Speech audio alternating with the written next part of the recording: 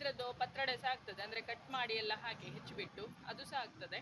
ಹಾಗೆ ಇದರದ್ದು ಸೂಪರ್ ಆದಂಥ ಒಂದು ಕಡುಬನ್ನ ಅಮ್ಮ ಮಾಡಿ ತೋರಿಸ್ತಾರೆ, ನಾನಲ್ಲ, ಅಮ್ಮ ಮಾಡ್ತಾರೆ. ಶರಣವರ ಉಗಡನಯನ ದೇವ ಅಭಂಗ ನಾಹಿ ವಾವಿ ಮೂಕ ಜೀವಾನೇ. ಸ್ವಲ್ಪ ಹಿಟ್ಟು ಹಾಕಿದ್ರೆ ಸಾಕಾಗ್ತದೆ, ಅದಂದ್ರೆ ಬೆಂದ ನಂತರ ತುಂಬ ಆಗ್ತದೆ. ಹೀಗೆ ಮಾಡಿ ಸಾಗುವಾನಿ ಎಲೆ, ಗೋಳಿ ಎಲೆ, ಚಕ್ಕೆ ಎಲೆ ಯಾವುದು ಸಿಗ್ತದೆ ಅದರಲ್ಲಿ, ಬಾಳೆ ಎಲೆ ಸಹ ಮಾಡ್ಬೋದು. ತುಳುವಿನಲ್ಲಿ ತಂದೇವೆ ಎಲೆ ಹೇಳ್ತಾರೆ. ಫ್ರೆಂಡ್ಸ್, ವಿದ್ಯಾಲಕ್ಷ್ಮಿ ನಾಯಕ್ ಅವರು ಕಮೆಂಟ್ ಮಾಡಿದ್ದಾರೆ, 2 ರೆಸಿಪಿಯನ್ನು ರಿಕ್ವೆಸ್ಟ್ ಮಾಡಿದ್ದಾರೆ. ಬಟ್ ಅದರಲ್ಲಿ ಇವತ್ತು ಒಂದು ರೆಸಿಪಿಯನ್ನು ಅವರಿಗೋಸ್ಕರ ಶೇರ್ ಮಾಡ್ತಾ ಇದ್ದಾನೆ. ಆ್ಯಕ್ಚುಲಿ ಸ್ವೀಟ್ ಪೊಟ್ಯಾಟೋಸ್ ಲೀವ್ಸ್ ಇದ್ದು ಸಣ್ಣ ಮುದ್ದು ಮಾಡಿ ಹಾಕಿ ಅಂತ ಹಾಕಿದ್ದಾರೆ. ಅಂದರೆ ಗೆಣಸಿನ ಎಲೆಯಲ್ಲಿ ನಾವು ಕಡುಬನ್ನು ಮಾಡ್ತೇವೆ ನಮ್ಮ GSBs ಎಲ್ಲರೂ ಕೂಡ. ಹಾಗೆ ಆ ರೆಸಿಪಿ ಈಗ ತುಂಬ ಟ್ರೆಡಿಷನಲ್ ಆದ ರೆಸಿಪಿ, ಇವಾಗಿನವರಿಗೆ ಗೊತ್ತಿಲ್ಲ. ಹಾಗೆ ಈ ರೆಸಿಪಿಯನ್ನು ಅವರು ಶೇರ್ ಮಾಡಲಿಕ್ಕೆ ಹೇಳಿದರು, ತುಂಬ ಮಂದಿಗೆ ಹೆಲ್ಪ್ ಆಗಲಿ ಅನ್ನೋ ದೃಷ್ಟಿಯಿಂದ ಅನ್ಸುತ್ತೆ. ಓಕೆ ವಿದ್ಯಾಲಕ್ಷ್ಮಿ ನಾಯಕ್ ಅವರೇ, ಈ ರೆಸಿಪಿ ನಿಮಗೋಸ್ಕರ. Thank you. ಇವತ್ತಿನ ವಿಡಿಯೋವನ್ನು ಶುರು ಮಾಡೋಣ. ಯಾವುದೇ ಯೂಟ್ಯೂಬ್ ಚಾನಲಲ್ಲಿ ಗೆಣಸಿನ ಎಲೆ ಕಡುಬನ್ನ ಹಾಕಿದ್ದು ನೋಡಲಿಲ್ಲ ಅಂತೆ ಅವರು. ಹಾಗೆ ನೀವು ಒಂದು ಹಾಕಿದ್ರೆ ಒಳ್ಳೇದಲ್ವಾ ಅಂತ ಹೇಳಿದ್ರು, ಅದಕ್ಕೆ ಶೇರ್ ಮಾಡ್ತಾ ಇದ್ದೇನೆ. ಅದೇ ಇವತ್ತಿನ ಸ್ಪೆಷಲ್ ಗೆಣಸಿನ ಎಲೆ ಕಡುಬು. ಎಲ್ಲರಿಗೂ ನಮಸ್ಕಾರ, ಕಿಣಿಸ್ ಬಸರಿ ಯೂಟ್ಯೂಬ್ ಚಾನಲ್ಗೆ ಎಲ್ಲರಿಗೂ ಸ್ವಾಗತ. ಫ್ರೆಂಡ್ಸ್, ಇವತ್ತಿನ ಸ್ಪೆಷಲ್ ಎಂತ ಅಂತ ಹೇಳಿದ್ರೆ ಗೆಣಸಿನ ಎಲೆಯಿಂದ ಕಡುಬು ಮಾಡ್ತಾ ಇದ್ದೇವೆ. ಗೆಣಸು ಮಾತ್ರ ನಾವು ತಿನ್ಲಿಕ್ಕೆ ಯೂಸ್ ಮಾಡೋದಿತ್ತು, ಆದರೆ ಆ ಕಡುಬು ಬಳ್ಳಿಯಿಂದೆಲ್ಲ ಕೂಡ ಅಡುಗೆ ಮಾಡ್ಲಿಕ್ಕೆ ಆಗ್ತದೆ. ಹಾಗೆ ನನ್ನ ಅಮ್ಮ ಇವತ್ತು ಗೆಣಸಿನ ಈ ಸೊಪ್ಪಿನಿಂದ ಒಂದು ಕಡುಬನ್ನು ಮಾಡಿ ತೋರಿಸ್ತಾ ಇದ್ದಾರೆ. ತುಂಬ ಮಂದಿ ರಿಕ್ವೆಸ್ಟ್ ಕೂಡ ಮಾಡಿದ್ರಿ.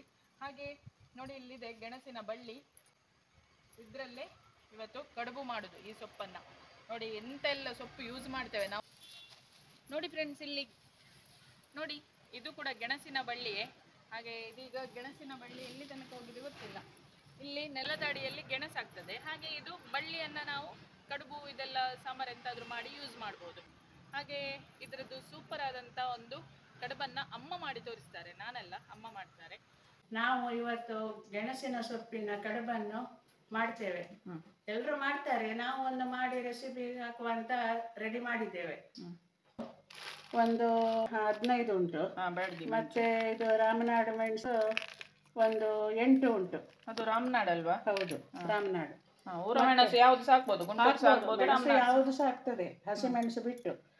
ಆಮೇಲೆ ಇದು ಕಾಳು ಮೆಣಸು, ಪೆಪ್ಪರ್, ಅದು ಒಂದು 8-9 ಹಾಕ್ಬೇಕು. ಅಂದ್ರೆ ತೊಗರಿಬೇಳೆ ಸಹ ಗ್ಯಾಸು, ಗೆಣಸಿನ ಸೊಪ್ಪು ಸಹ ಸ್ವಲ್ಪ ಗ್ಯಾಸ್ ಅಲ್ವಾ, ಅದಕ್ಕೆ ನಾವು ಸ್ವಲ್ಪ ಒಂದು 8-9 ಕಾಳು ಮೆಣಸು ಹಾಕ್ತೇವೆ. ಖಾರಕ್ಕೆ ತಕ್ಕಷ್ಟು ಹುಳಿ, ಇನ್ನು ಇಂಗು ಹಾಕ್ಲಿಕ್ಕೆ ಉಂಟು ಸ್ವಲ್ಪ. ಇಷ್ಟು ಇಂಗು ಹಾಕ್ಬೇಕು ಇದಕ್ಕೆ. ಹೌದು, ಇನ್ನು ಉಪ್ಪು ರುಚಿಗೆ ತಕ್ಕಷ್ಟು ಹಾಕ್ತೇನೆ.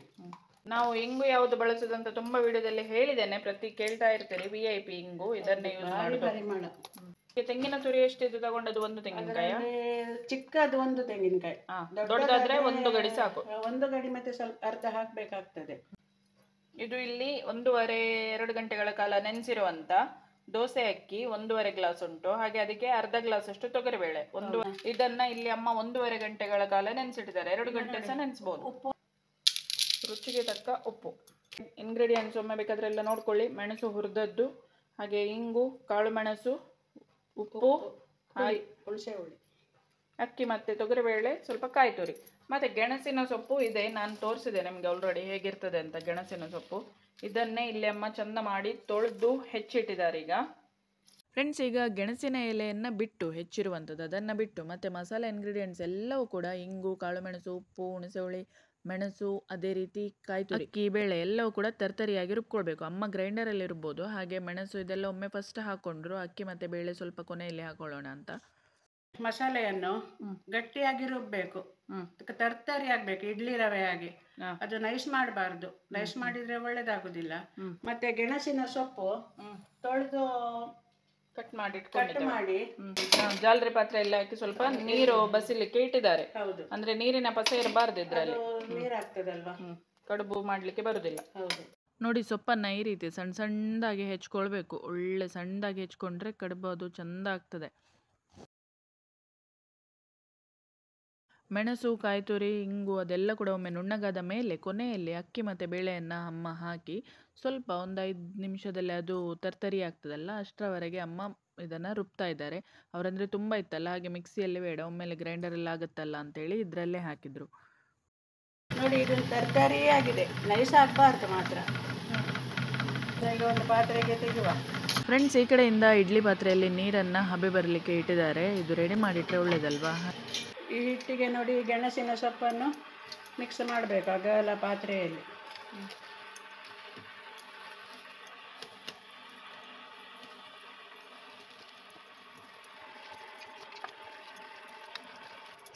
ಈಗ ಗಟ್ಟಿಯಾದ ಹಿಟ್ಟು ರೆಡಿಯಾಗಿದೆ. ಇನ್ನು ಕಡುಬು ಮಾಡೋದೊಂದು ಬಾಕಿ. ಈಗ ನೋಡಿ ಎಲೆಯಲ್ಲಿ ಕಡುಬನ್ನು ಮಾಡ್ತಾ ಇದ್ದೇನೆ. ಇದರಲ್ಲಿ ಸ್ವಲ್ಪ ಸ್ವಲ್ಪ ಹಿಟ್ಟು ಹಾಕಿ ಈಗ ಅಡ್ಡ ಮಡಿಸಬೇಕು. ಇಲ್ಲ 4 ಸೈಡ್ ಫೋಲ್ಡ್ ಮಾಡಿದ್ರೆ ದೊಡ್ಡ ಎಲೆ ಆದ್ರೆ 4 ಸೈಡ್ ಸಹ ಫೋಲ್ಡ್ ಮಾಡಿ ಒಂದು ತೋರಿಸಿ ದೊಡ್ಡ ಎಲೆಯಲ್ಲಿ ಮಾಡಿ. ಹೌದು, ಸ್ವಲ್ಪ ಸ್ವಲ್ಪ ಹಿಟ್ಟು ಹಾಕಿದ್ರೆ ಸಾಕಾಗ್ತದೆ. ಅದಂದ್ರೆ ಬೆಂದ ನಂತರ ತುಂಬ ಆಗ್ತದೆ. ಹೀಗೆ ಮಾಡಿ ಹೀಗೆ ಮಾಡಿ ಸಾಗುವಾನಿ ಎಲೆ, ಗೋಳಿ ಎಲೆ, ಚಕ್ಕೆ ಎಲೆ ಯಾವುದು ಸಿಗ್ತದೆ ಅದರಲ್ಲಿ ಬಾಳೆ ಎಲೆ ಸಹ ಮಾಡಬಹುದು. ತುಳುವಿನಲ್ಲಿ ತಂದೇವೆ ಎಲೆ ಹೇಳ್ತಾರೆ, ಮತ್ತೆ ನಮ್ಮದ್ರಲ್ಲಿ ಚನ್ನಿಡೆ ಪಾನ್ ಅಂತ ಹೇಳ್ತಾರೆ. ಬಾಳೆ ಎಲೆ ಆದ್ರೂ ಆಗ್ತದೆ, ಯಾವುದು ಸಿಗದಿದ್ರು. ಏನೋ ಇಲ್ಲದಿದ್ರೆ ಒಂದು ಬಾಳೆ ಎಲೆ ಹಾಕಿ ಮೊನ್ನೆ ನಾನು ಮಾಡಿದೆ ಅದರಲ್ಲೇ ಹಾಕಿದ್ರೆ ಆಗ್ತದೆ. ಹೌದು, ಸುರಿದ್ರೆ ಆಯ್ತು. ಈ ತರ ಕಡುಬಿನಲ್ಲಿ ತುಂಬಾ ತರದಾಗ್ತದೆ. ನುಗ್ಗೆ ಸೊಪ್ಪಿದಾಗ್ತದೆ, ಅದಕ್ಕೆ ಮಾತ್ರ ನೀರುಳ್ಳಿ ಹಾಕ್ಬೇಕು. ಇದಕ್ಕೆ ನೀರುಳ್ಳಿ ಹಾಕ್ಲಿಕ್ಕಿಲ್ಲ. ನಾನ್ ನೀರುಳ್ಳಿ ಹಾಕದೆ ಮಾಡಿದ್ದು ಮೊನ್ನೆ. ಮತ್ತೆ ಇದು ಕೆಸುವಿನ ಎಲೆ ಪತ್ರೊಡೆ ಹಚ್ಚಲಿಕ್ಕೆ ಹಾಕದೆ ಚಿಕ್ಕ ಚಿಕ್ಕದಿರ್ತದಲ್ಲ, ಅದನ್ನ ಸಹ ಇದೆ ಹೀಗೆ ಮಾಡಿ ತುಂಡು ಮಾಡಿ ಇದೇ ತರ ಕಡುಬು ಮಾಡ್ಲಿಕ್ಕೆ ಆಗ್ತದೆ. ಹೌದು, ಅರಿವೆ ಸೊಪ್ಪಿದ್ದಾಗ್ತದೆ. ಹೌದು, ಅರಿವೆ ಸೊಪ್ಪಿದಾಗ್ತದೆ. ಬಸಳೆ ಸೊಪ್ಪು ತುಂಬಾ ಬಸಳೆ ಸೊಪ್ಪಿದ್ದು ಸಹ ಒಳ್ಳೇದಾಗ್ತದೆ. ಮತ್ತೆ ಕ್ಯಾಬೇಜ್ ಮತ್ತೆ ಈರುಳ್ಳಿ ಹಾಕಿ ಸಣ್ಣ ಕೊಟ್ಟು ಸಹ ಮಾಡ್ತಾರಲ್ಲ, ಪಾಲಕ್ಕಿದ್ದು ಆಗ್ತದೆ. ಮೆಂತೆ ಸೊಪ್ಪಿದ್ದು ಕಡುಬು ಮಾಡ್ಬೋದು. ಎಲ್ಲ ಮೊನ್ನೆ ಹೇಳಿದ್ದೇನೆ. ಅದು ನೀರು ದೋಸೆ ಇಟ್ಟು ಉಳಿದ್ರೆ ಎಂತ ಮಾಡುದು ಅಂತ. ಇವರೊಂದು ಹಾಡು ಹಾಡ್ತಾರೆ. ಇವರ ಕಡುಬು ಮಾಡ್ತಾ ಮಾಡ್ತಾ ಇವರೊಂದು ಹಾಡು ಕೇಳುವ. ದೇವಾ ದೇವಾ ಉಗಡನಯನ ದೇವಾ ಕ್ಷಣವರ ಉಗಡನಯನ ದೇವಾ ಕರಾವೆಯ ತವ ಮಂಗಲ ಪೂಜಾ ಕರಾವೆಯ ತವ ಮಂಗಲ ಪೂಜಾ ದೇಹ ದೀಪ ಮೇ ಜಾಡಿನ ಮಾಜಾ ಭಾವ ಭಕ್ತಿ ಚಾ ಆನ ಝರಾಣ ಭಾವ ಭಕ್ತಿ ಚಾ ಆನ ಝರಾಣ ಸ್ವೀಕಾರುಣ ಗ್ಯಾವಾ ದೇವಾ ದೇವಾ ಉಗಡನಯನ ದೇವಾ ಶರಣಬರ ಉಗಡನಯನ ದೇವಾ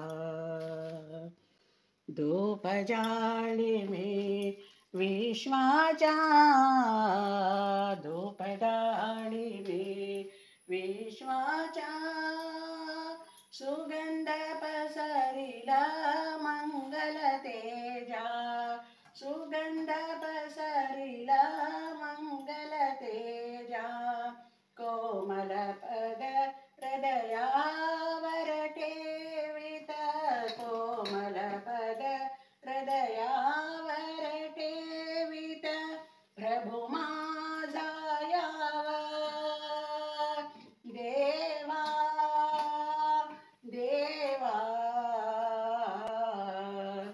ನೋಡಿ ಫ್ರೆಂಡ್ಸ್, ಈಗ ಕಡುಬು ರೆಡಿಯಾಗಿದೆ. ಸೂಪರ್ ಆದಂಥ ನಮ್ಮ ಕಡುಬು. ಎಷ್ಟು ಟ್ರೆಡಿಷನಲ್ ಆದ ಪೂರ್ವಜರು ಮಾಡ್ತಾ ಇರುವಂಥ ಗೆಣಸಿನ ಸೊಪ್ಪಿನ ಎಲ್ಲ ಕಡುಬು ಎಷ್ಟೆಲ್ಲ ಹೆಲ್ದಿ ಆಗಿರ್ತಿದ್ರು. ಇದನ್ನೆಲ್ಲ ಮಾಡ್ಕೊಂಡು ತಿಂತಾಯಿದ್ರು. ಸ್ವೀಟ್ ಪೊಟ್ಯಾಟೋಸ್ ನಾವು ಕೆಂಡದಲ್ಲೆಲ್ಲ ಹಾಕಿ ಬೇಯಿಸ್ಬಿಟ್ಟು ತಿಂತಾಯಿದ್ವಿ ಚಿಕ್ಕದಿರಬೇಕಾದ್ರೆ. ಅದೆಲ್ಲ ಕೂಡ ನೆನಪು ಬರ್ತಾ ಇದೆ. ಓಕೆ, ಈಗ ಇದನ್ನು ಬೇಯಿಸೋಣ.